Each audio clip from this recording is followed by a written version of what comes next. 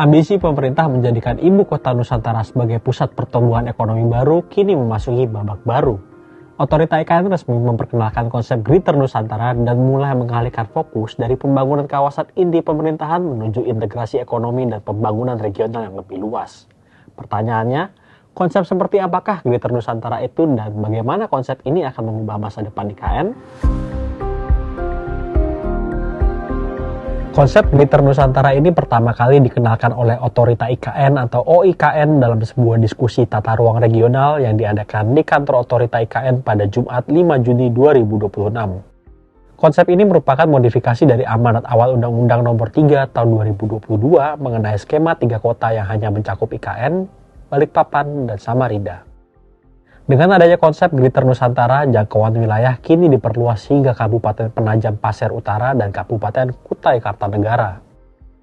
Perluasan ini didasarkan pada kuatnya keterkaitan kedua kabupaten tersebut dengan IKN, baik sebagai penyedia tenaga kerja, kawasan pemukiman, pusat layanan perkotaan, simpul logistik, kawasan industri, maupun bagian dari rantai pasok ekonomi regional.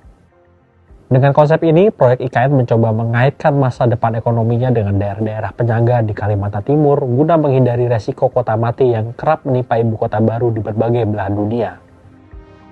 Direktur Perencanaan Makro Otorita IKN Pungki Widi Arianto menyebut tantangan terbesar bagi keberlanjutan IKN bukan hanya soal pembangunan fisik, melainkan bagaimana kawasan ini terhubung dengan daerah-daerah di sekitarnya.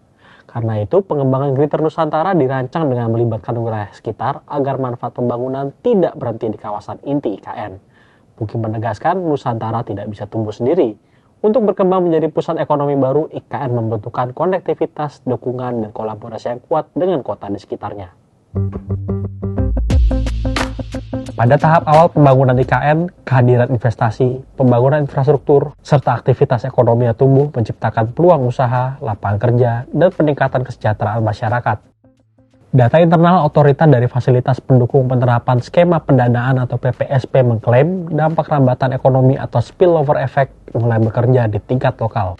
Penajam Pasir Utara mencatatkan kenaikan pertumbuhan ekonomi sebesar 19,9%, dibarengi penurunan angka kemiskinan sebesar 0,45% dibandingkan periode sebelum proyek dimulai. Kajian juga menunjukkan bahwa Balikpapan berperan sebagai gerbang investasi utama IKN, sementara Samarinda dan Kutai Kartanegara memperoleh manfaat spillover dari pembangunan IKN.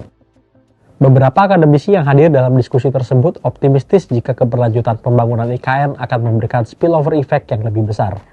Profesor Norihisa Shima dari Toyo University optimistis jika pembangunan IKN akan memberikan dampak yang lebih besar ke sekitarnya.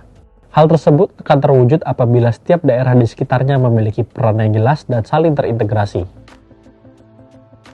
Hal serupa juga disampaikan oleh Profesor Fumihiko Seta dari The University of Tokyo. Ia menggarisbawahi terkait manajemen kawasan metropolitan yang terukur akan menjadi penentu apakah IKN mampu menarik densitas populasi yang dibutuhkan untuk menggerakkan roda ekonomi jangka panjang. Pada akhirnya, tantangan terbesar IKN mungkin bukan soal membangun kota, melainkan membangun kolaborasi.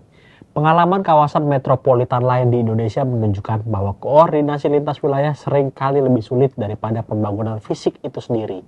Karena itu, pembagian peran yang jelas dan kerjasama antar daerah akan menjadi penentu apakah Greater Nusantara mampu tumbuh sebagai pusat perekonomian baru yang terintegrasi dan berkelanjutan.